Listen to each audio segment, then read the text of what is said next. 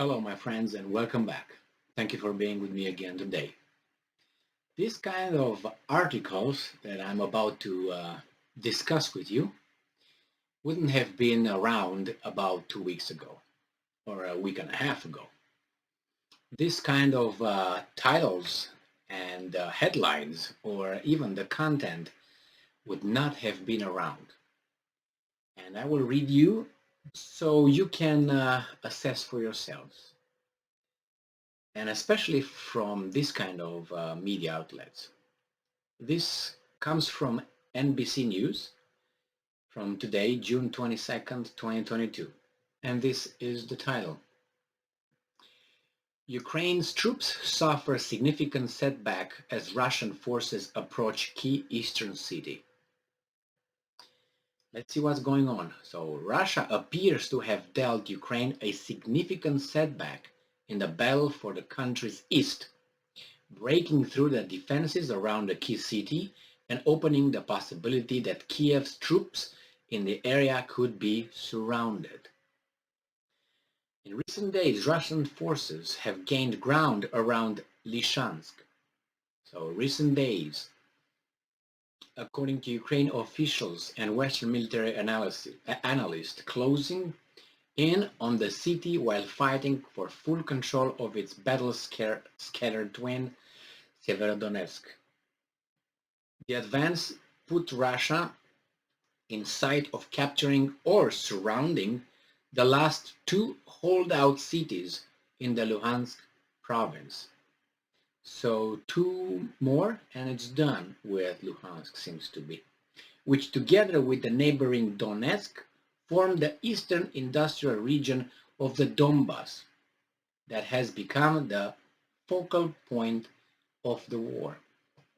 This phase of the conflict has been marked by brutal artillery exchange, with Kiev urging the United States and its Western allies to urgently send more of the heavy firepower it needs to counter Moscow's forces. The Ukrainian army said Tuesday that Russian troops had captured a number of key villages to the south of Lysychansk, allowing them to bombard the city already heavily shelled for weeks from a closer range and raising fears that they could try to encircle Ukrainian forces from that direction. The development is a, and I'm quoting, clear setback for Ukraine, the Institute for the Study of War, a US-based military think tank, said in its daily assessment Tuesday. Ukrainian and Russian forces have been waging a street-to-street battle for weeks over control of Severodonetsk, which lies on the other side of the Severodonetsk River. The city's defenders there have now been confined to its industrial zone but continue to hold out. Hold out what exactly? Luhansk government Serhiy Haidai said Wednesday. It was believed that Russia may have to wait to take full control of Severodonetsk and then attempt a risk river crossing, something it struggled with before threatening Lysychansk from the northeast, but now it appears to be closing in from the southwest. Russian forces may be able to threaten Lysychansk in the coming days while avoiding a difficult opposed crossing of the Severodonetsk River, the Institute for the Study of War said. The Kremlin's forces have achieved a, I'm quoting, tactical breakthrough near Lysychansk, said Michael A. Horowitz, a geopolitical and security analyst and head of intelligence at the Lebek consultancy. The Russian army has breached through some of the Ukrainian defenses and are now approaching Lysychansk, he said, although they are stating a staunch and brave defense of the area. The Ukrainian military may have to make some difficult choices in the coming days or weeks. It says here that Alexei Arestovich, an advisor to President Zelensky, was quoted by the Ukrainian news agency Unian on Tuesday as saying that the Ukrainian armed forces were having big problems near Severodonetsk and Lysychansk. He called the threat that the Russians will try to encircle Ukrainians in the area absolutely real. Taking the twin cities would give Moscow full control of the Luhansk province, moving in closer to achieving its objective of capturing the entire region. The gains will come as a boost for Russian President Vladimir Putin, who made capturing the Donbass his primary objective after military setbacks early in the war forced Moscow troops to retreat from around Ukrainian capital Kiev. They didn't even try. These guys are deluded, still deluded that the Russians tried to take Kiev. Tried to take it for what? What reasons? Doing what? Kill Zelensky? You don't need to take a city to kill Zelensky. Then what?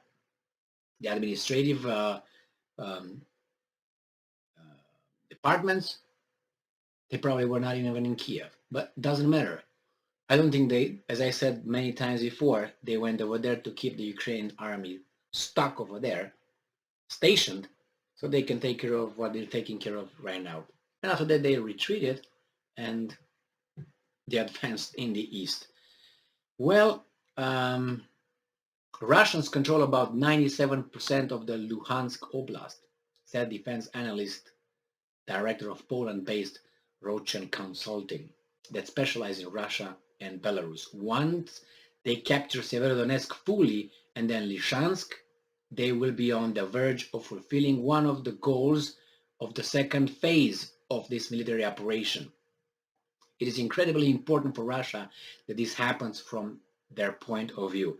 So you see, these guys know actually the first phase, the second phase, that the Russians let them know. They told them this is going to be the first thing, second, third, and so on. So they acknowledge the fact that they know what would be the next step, what would be the third step, fourth step. So let's go with this. It's obvious, even from this guy's perspective analysis, that the Russians are advancing and are completing and achieving their goals. I don't know the timeline, so I don't know if that's behind schedule, ahead schedule, on time, on schedule, not on schedule at all. I do not know, and neither anybody else. But probably they would have all hoped to finish everything as quick as possible. Now, I don't know if 4 months is quick and possible for them or not, given their circumstances and realities, in the field. Nevertheless, this acknowledgement that the Russians are almost done over there, it's maybe a cry, a yell, even louder for the Western sponsors to provide more weapons. So we're losing, we're losing, we're losing. This is the end of the game. Give us more weapons. And then they hope they're probably creating this atmosphere of we're done, and that's because of you. This kind of sentimental blackmail. They probably would get some more weapons, or I don't know, maybe they think that, I don't know, NATO's going to come and attack Russia conventionally or something. It's again, so much delusion. Sometimes it makes you think, how in the hell these guys are there? How did you get there to that point where they can even spew these kind of things? Nevertheless, Lysychansk, Severodonetsk, I'm assuming they're almost done, and they are encircled over there almost. So they either retreat as if they still have time, or probably they're going to be surrounded and again taken care of.